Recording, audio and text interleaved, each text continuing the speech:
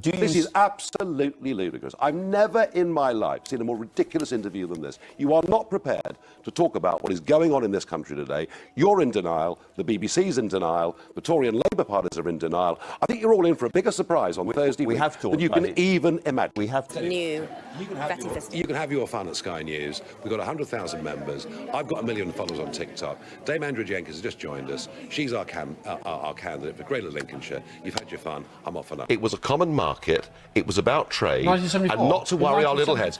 50 years of lies. 50 years of lies. 50 years and we've now redressed the balance.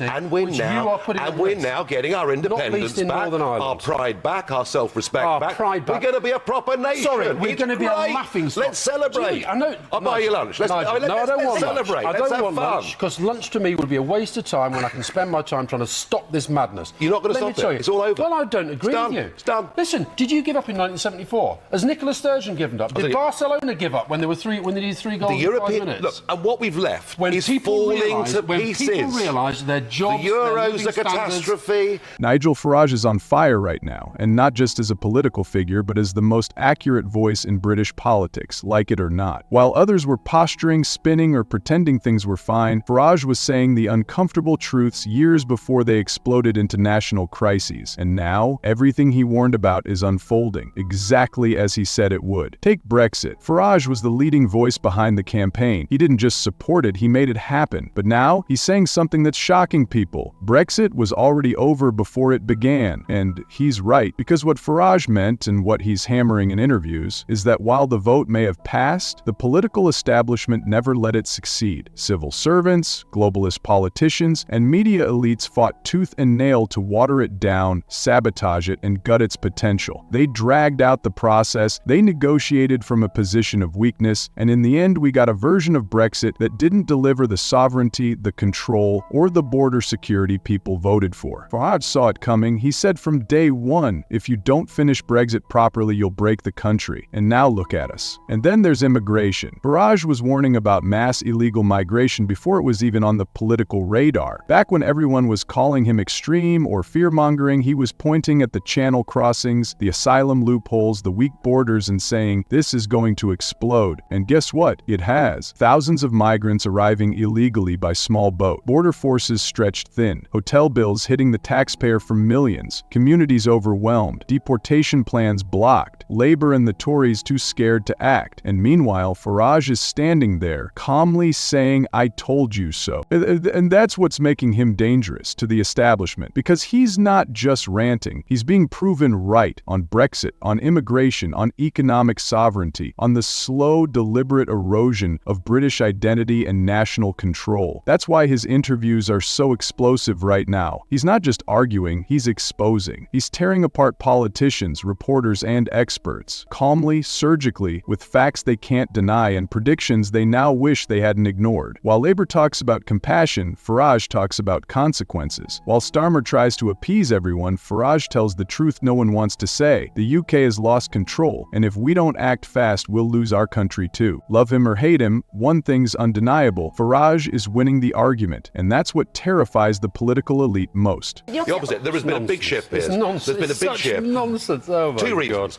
One, there are people in this country who are genuine Democrats and they accept the result and say, not here, obviously, and they say get on with it. But secondly, people are realising we were told a complete pack of lies that, it would be disastrous for our economy. And now we're seeing, it is a disaster.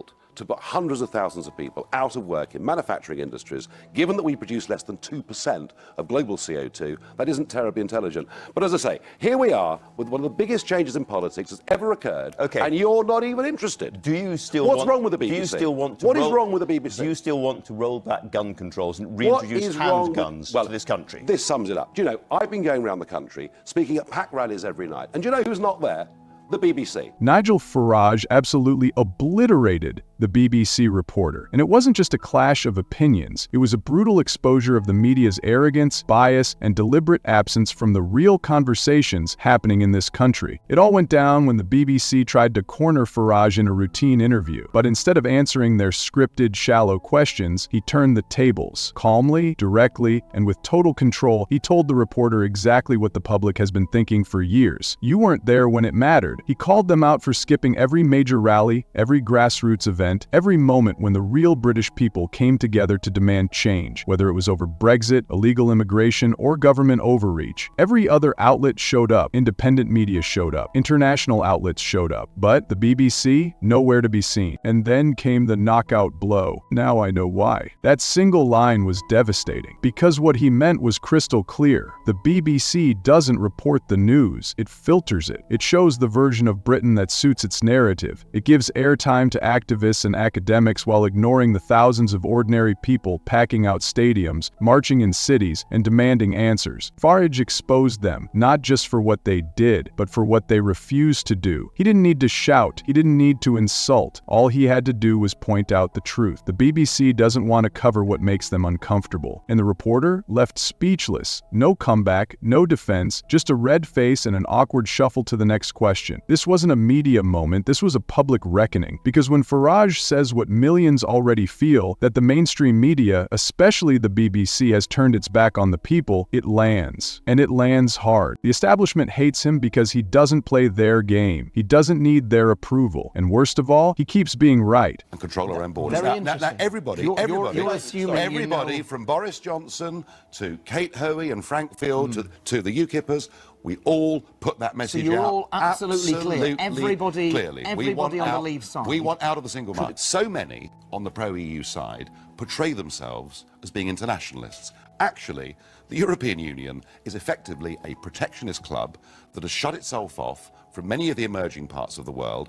And I want Britain to be engaged on a global basis. That's real international. Nigel Farage obliterated Tim Farron in a debate that perfectly captured the clash between outdated Europhile delusion and post-Brexit reality. The topic? The EU. And Farage didn't just win the argument, he buried it. Farron, clinging to the tired old liberal Democrat talking points, tried to frame the EU as some grand, inclusive global alliance. He rambled on about European values and working together with our closest partners, but Farage cut straight through the fluff and exposed the core truth. The EU is not a gateway to the world, it's a protectionist fortress. Farage laid it out with surgical precision. The EU isn't built on global cooperation, it's built on economic self-interest. It protects its own markets, blocks competition, and shuts out developing nations with brutal trade barriers. He pointed out how African farmers can't get their goods into Europe because of unfair tariffs and quotas, while Brussels still claims to champion global justice. It's a complete lie, and Farage called it out for exactly what it is: hypocrisy. While the EU wraps itself in the flag of unity, it protects French farmers, German manufacturers, and Brussels bureaucrats. Not the world's poor, not the UK, and certainly not the principles of free trade. Meanwhile, the UK now has trade deals with Australia, New Zealand, Japan, and is pushing into the Indo-Pacific. That's real internationalism. Farron, completely exposed, could only retreat into idealistic waffle. No facts, no rebuttals, just empty slogans about cooperation and shared goals. Farage didn't even need to raise his voice. He just laid out the facts and let the weakness of Farron's argument collapse under its own weight. The reality is simple. The EU is a rich club looking out for itself. The UK, post-Brexit, is finally acting like a nation open to the world, and Farage? He's not just stating it, he's proving it every time one of these career politicians tries to challenge him and ends up walking into a buzzsaw. Are you going to the States for the election,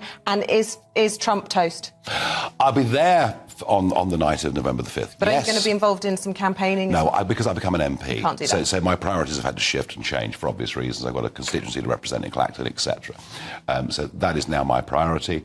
I spoke to Trump on the phone 2 weeks ago. Clearly, however tough he may look in public, to have 2 near assassination attempts in the space of a few weeks, it has to affect somebody. Yeah. I still think he's going to win, but boy, it's going to be tight. And if he doesn't win, will he concede? If he doesn't win, I would guess that's the end of Donald in politics. He's nearly 80. Farage has stood side by side with Trump at rallies, not as a token guest, not as some foreign observer, but as a true political insider, someone Trump genuinely respects, because unlike most politicians, Farage doesn't flinch. He says what he thinks, takes the heat, and keeps moving. That's exactly why Trump trusts him. When Farage walked onto the stage at Trump's rally in Arizona during the 2020 campaign, the crowd didn't just cheer, they roared, because here was a British politician on American soil, backing Trump not just as a president, but as a movement. Farage didn't play it safe. He didn't water it down. He called Trump the most resilient and brave man I have ever met, and told Americans, "You have a president who is not part of the globalist club, and that's why they hate him. That's why I like him." And he meant it. Farage and Trump are cut from the same cloth. Outsiders who refused to bow to the media. Fighters who took on the establishment and won when no one thought they could. And now, with Trump eyeing a 2024 comeback and Farage re-emerging as the loudest voice of reason in British politics, the bond between them matters more than ever. Farage isn't just watching from the sidelines. He's involved. He's advising, supporting, speaking, and reinforcing the idea that national sovereignty, controlled borders, economic realism, and free speech are the core values the West needs to reclaim. Whether it's Trump's America First or Farage's push to finish the job Brexit started, they're part of the same mission: to break the grip of globalist elites and put power back in the hands of the people. And it's working. The media hates it. The political class fears it. But Farage isn't stopping. He sees Trump as a critical ally, and Trump sees him as a trusted partner, a voice of Britain that's unfiltered, unapologetic, and totally in tune with the people. You have a man from Europe, I don't know if he's here, I saw him backstage. What he did was, and what he is doing is sort of what we did a few years ago. He's doing a great job. He's always been my friend for some reason. He liked me, I liked him, and he's shaking it up pretty good over there. He was the big winner of the last election in the UK, and he's a very spectacular. Nigel Farage's alliance with Donald Trump has been a prominent feature in both UK and US political landscapes. Their mutual admiration was evident during a rally in Arizona on October 28, 2020, where Trump introduced Farage to the crowd as one of the most powerful men in Europe. Farage in turn praised Trump as the most resilient and brave person he had ever met. The relationship underscores a shared vision on issues such as national sovereignty and immigration, with Farage often drawing parallels between the Brexit movement and Trump's America First agenda. This connection has solidified Farage's standing among right-wing populist movements internationally.